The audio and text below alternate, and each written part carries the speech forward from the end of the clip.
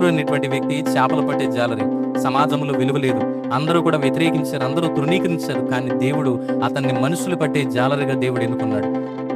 అంతకు మించి మనుషులు వాళ్ళేమనుకుంటున్నారు, వీళ్ళేమనుకుంటున్నారు, వాళ్ళు అలా మాట్లాడుకుంటున్నారు. మనుషులు ఈ రోజున నిన్ను పొగడొచ్చు, రేపొద్దున తిట్టొచ్చు. ఈ రోజున అదే మనుషులు నిన్ను తిట్టొచ్చు, రేపొద్దున పొగడొచ్చు.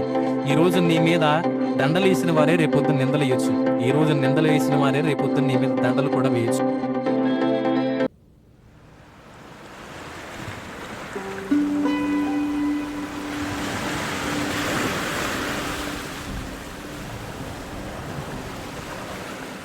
Praise the lord. మన ప్రభువు అయినటువంటి యేసుక్రీస్తు నామములో మీ అందరికీ వందనాలు. గతించినటువంటి 4 నెలలు కూడా దేవుడు ఎంతగానో తన అమూల్యమైనటువంటి రెక్కల చాటున కాచి కాపాడి భద్రపరిచారు. ఈ 5వ నెల మే నెల 1వ తేదీన దేవుడు మనకిస్తున్నటువంటి వాగ్దానము యెషయా గ్రంథము 43వ అధ్యాయము 20వ వచనం చదువుకుందాం. నేను ఏర్పరచుకున్న ప్రజలు త్రాగుటకు అరణ్యములో నీళ్లు పుట్టించుచున్నాను, ఎడారిలో నదులు కలగజేయుచున్నాను. ఆమేన్. దేవుడు తను ఏర్పరచుకునే ప్రజల కోసం దేవుడు అరణ్యములో నీళ్లను పుట్టించబోతున్నానని దేవుడు వాగ్దానం ఇస్తున్నాడు. ఈ వాగ్దానము నువ్వు ఎక్కడి నుంచి వింటున్నావో నాకు తెలియదు, కానీ ఈరోజు దేవుడు నీతో మాట్లాడుతున్నాడు. నేను నిన్ను ఏర్పరచుకున్నాను, నువ్వు దేవుని ఏర్పాటులో ఉన్నావు, దేవుని చేత ఎన్నిక చేయబడ్డావు, దేవుని ప్రణాళిక నీతో ఉందని నువ్వు ఎప్పుడు కూడా మర్చిపోవద్దు. ఈ లోకములో మనల్ని ఎవరైనా తృణీకరించొచ్చేమో, కానీ దేవుడు మాత్రం నేను ఎన్నటికీ తృణీకరించడం. మనుషులు ఒక వ్యక్తిని చూసేటువంటి కోణం ఒక రకంగా ఉంటుంది, దేవుడు ఒక వ్యక్తిని చూసేటువంటి కోణము మరొక విధంగా ఉంటుంది. గ్రంథంలో మనం చూసినట్లయితే పేతురు అనేటువంటి వ్యక్తి చేపలు పట్టుకునేటువంటి జాలరిగా ఉన్నాడు. సమాజం అంతా కూడా పేతురులో చేపలు పట్టే జాలరిని చూసింది. కానీ దేవుని ఏర్పాటు ఎంత గొప్పది అనంటే, చేపలు పట్టే జాలరిని దేవుడు మనుషులు పట్టే జాలరిగా దేవుడు ఎన్నుకున్నాడు. గ్రంథంలో అబ్రహాం ఉన్నాడు. అబ్రహామని లోకమంతా ఏమనుకున్నదంటే పిల్లలు లేనటువంటి వాడు, శారా గుడ్రాలు అని చెప్పి లోకమంతా అనుకున్నది. కానీ దేవుడు అనేక జనములకు తల్లిగా దేవుడు చేశాడు, అబ్రహామును అనేక జనములకు తండ్రిగా చేశాడు. ఈ రోజున మనుషులు చూసే చూపు వేరు, దేవుని యొక్క ఏర్పాటు వేరు. నువ్వు దేవుని ఏర్పాటులో ఉన్నావు, నువ్వు దేవుని ఎన్నికలో ఉన్నావు, ధైర్యం కలుగుండు. నేను అందరిలాగా ఏదో పుట్టాను, ఏదో బ్రతుకుతున్నాను నువ్వు ఎప్పుడు అనుకోవద్దు. దేవుడు నీ పట్ల ఒక ప్రత్యేకమైన ఉద్దేశాన్ని కలుగున్నాడు, ఒక ప్రత్యేకమైనటువంటి ప్రణాళికను దేవుడు కలుగున్నాడు. ఆయన ప్రణాళిక నీతో ఉంది, ఆయన ఉద్దేశం నీతో ఉంది, ఆయన ఏర్పాటులో నువ్వు ఉన్నావు. ఆ ఏర్పాటు నీతో ఉన్నంత వరకు నిన్ను ఎవ్వరూ ఏమీ చేయలేరు. నీ మీదకి ఏ నింద, ఏ అవమానం, ఏ శ్రమ వచ్చినా కూడా ఏది నేను ఎంత మాత్రంను కూడా హానిని కలగజేయదు. ఎందుకంటే నువ్వు దేవుని ఏర్పాటులో ఉన్నావు గనక ధైర్యం కలుగుండు. దేవుడు నీకు తోడే నిన్ను నడిపించును గాక. ఈరోజు ఈ వాగ్దాన సందేశాన్ని వింటున్నటువంటి మీతో దేవుడు మాట్లాడుతున్నాడు. నువ్వు దేవుని ఏర్పాటులో ఉన్నావు. ఈ ప్రపంచంలో దేవుడు గొప్ప గొప్ప వారిని ఎప్పుడు కూడా తాను ఎన్నుకోడు. దేవుడు ఎవరైతే తృణీకరించబడతారో, ఎవరైతే నీచులుగా పిలువబడతారో, అజ్ఞానులుగా, మనుషుల చేత నీచులుగా ఎంచబడిన వారిని దేవుడు ఏర్పాటు చేసుకుని వారిని గొప్ప ప్రయోజకులుగా నిలవబెడతాడని వాక్యంలో రాయబడింది. పేతురు అనేటువంటి వ్యక్తి చేపలు పట్టే జాలరి.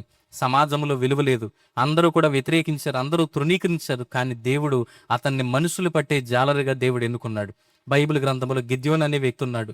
గిద్యోను పిరికివాడిగానే అందరూ చూశారు, కానీ దేవుడు మాత్రము గిద్యోనుని పరాక్రమం కలిగిన బలాఢ్యుడిగా దేవుడు చూశాడు. ఇలా బైబిల్ గ్రంథంలో ఎందరో ఉన్నారు. మోషే అయినటువంటి దైవజనుని అందరూ కూడా నత్తివాడిగా చూశారు, కానీ దేవుడు మాత్రం తనని గొప్ప ప్రవక్తగా, గొప్ప దైవజనుడిగా దేవుడు ఎన్నుకున్నాడు. శారాని గొడ్రాలని సమాజం అన్నది, కానీ దేవుడు అన్నాడు అనేక జనములకు తల్లివి నువ్వు కాబోతున్నావని దేవుడు సెలవిచ్చాడు. ఈ రోజున ఇలా పరిశుద్ధ గ్రంథంలో ఎందరో గొప్ప భక్తులు వాళ్ళు దేవుని చేత ఎన్నుకోబడ్డారు, దేవుని చేత ఏర్పాటు చేయబడ్డారు. ఈ రోజున మనుషుల మాటలు నువ్వు పట్టించుకోవద్దు. దేవుడు నీ పట్ల ఏ ఉద్దేశాన్ని కలిగి ఉన్నాడో ఆ ప్రణాళిక ప్రకారమే నువ్వు ముందుకు వెళ్ళు.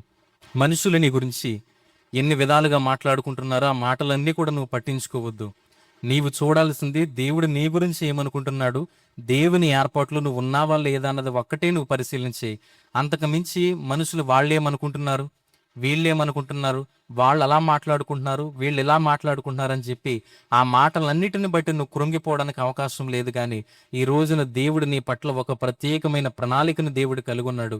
నువ్వు దేవుని ఏర్పాటులో ఉన్నావు. నీ నిమిత్తమై దేవుడు అరణ్యములో నీళ్లను పుట్టించబోతున్నాడు. ధైర్యం కలుగుండు.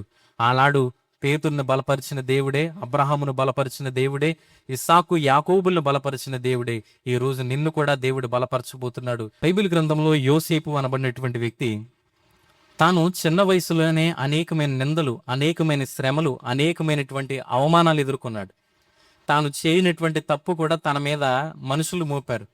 పోతీఫరు భార్య మీద చేయి వేశాడని చెప్పి ఐగుప్తు దేశంలో ఉన్న వారందరూ కూడా నిందించారు, అవమానపరిచారు. కానీ ఎన్ని మాటలు విన్నా, ఎన్ని మాటలు తన చెవి మీదకు వచ్చినా, ఎన్ని మాటలు తను వినాల్సి వచ్చినప్పటికీ కూడా ఆ మాటలన్నిటిలో యోసేపు నేర్చుకున్నది ఏంటంటే, మనుషులు ఈ రోజున నిన్ను పొగడొచ్చు, రేపొద్దున తిట్టొచ్చు. ఈ రోజున అదే మనుషులు నిన్ను తిట్టొచ్చు, రేపొద్దున పొగడొచ్చు. ఈ రోజు నీ మీద దండలు వేసిన వారే రేపొద్దున నిందలు వేయొచ్చు. ఈ రోజు నిందలు వేసిన వారే రేపొద్దున నీ మీద దండలు కూడా వేయొచ్చు. అయితే మనుషుల మాటలు మనకు ప్రాముఖ్యం కాదు, కానీ దేవుడు తన గురించి ఏమనుకుంటున్నాడో అది మాత్రమే ప్రాముఖ్యమైన యోసేపు దేవుని మాట ద్వారా ముందుకెళ్ళిపోయాడు. ఈ రోజున నువ్వు దేవుని ఎన్నికలో ఉన్నావు. ఆనాడు యోసేపును నడిపించిన దేవుడే, యోసేపు పట్ల ప్రత్యేకమైన ఉద్దేశాన్ని కలుగున్న దేవుడే ఈ రోజు నీ పట్ల కూడా ప్రత్యేకమైన ఉద్దేశాన్ని కలుగున్నాడు. యోసేపు గమ్యము చేరేంత వరకు, యోసేపు సింహాసనం ఎక్కేంత వరకు దేవుడు ఎప్పుడు కూడా చేయి విడిచిపెట్టలేదు. ఆయన ఎన్నికలో, ఆయన ఏర్పాటులో యోసేపు ఉన్నాడు. రోజున నువ్వు కూడా అదే ఎన్నికలో ఉన్నావు, అదే ఏర్పాటులో ఉన్నావు. ఆ ఏర్పాటును బట్టి, దేవుని మాటను బట్టి, ఈ రోజు దేవుడు నీకు ఇస్తున్న వాగ్దానంను బట్టి ధైర్యంగా ముందుకెళ్ళు. దేవుడు నీకు తోడయ్యండి నడిపించునుగాక. ఈ వాగ్దానము ఖచ్చితంగా లైక్ చేయి, సబ్స్క్రైబ్ చేయి, నువ్వు అనేకులకు షేర్ చేయి. దేవుడిని దీవించి ఆశీర్వదించునుగాక. రైట్, చిన్న ప్రార్థన చేసుకుందాం. ఈరోజు ఎవరైతే ఈ వాగ్దాన సందేశమును వింటున్నారో ప్రభువా, వారిని మీరు బహుగా దీవించండి. వారి పట్ల ఈ వాగ్దానమును నెరవేర్చమని అడుగుతున్నాను. ఎంతమంది అయితే భయంకరమైన నిందలు గుండా, సమస్యలు గుండా, అవమానాలు గుండా వెళుతున్నారో వారికి మీరు ధైర్యమునివ్వండి, బలమునివ్వండి. ఆనాడు నీ మాట ద్వారా యోసేపును బలపరిచావు. ఈ రోజున అదే మాట నీ పిల్లల్ని బలపరచండి. అలాగే ఎవరైతే ఈ రోజు ఉద్యోగాలకు వెళ్తున్నారో వారిని మీరు దీవించండి. ఎవరైతే వ్యాపారాలకు వెళ్తున్నారో వారిని దీవించండి. ఎవరైతే పనులకి వెళ్తున్నారో వారిని కూడా మీరు దీవించండి. ఈరోజు ప్రయాణాలు చేస్తున్న వారిని మీరు ఆశీర్వదించండి, కాపుదలను అనుగ్రహించి భద్రపరచండి.